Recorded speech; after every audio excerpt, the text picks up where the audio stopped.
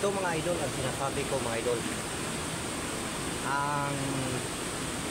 ang pangalan ng isda nito ay paitan o anong pait-pait.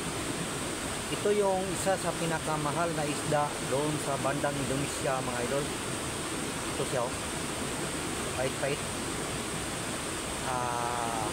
Napakamahal dito idol doon, kaya na-challenge ako. Ito ordinary ng isda dito sa akin. Yung mga idol, ito good size na ito, hindi na ito lumalaki, hindi na siya lumalaki, good size na yan siya. Masarap talaga ito mga idol. Okay,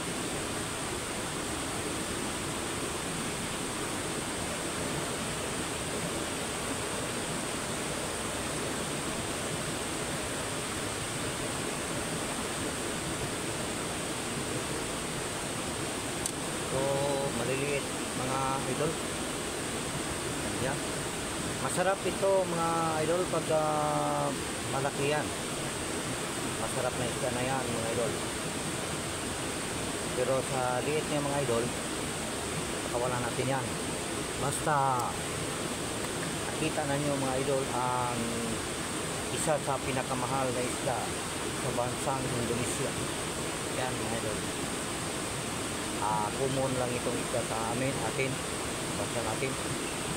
Ang tawag ito idol sa amin ay paitan, pait-pait. Masarap ito mga idol. Kaya itong bunog,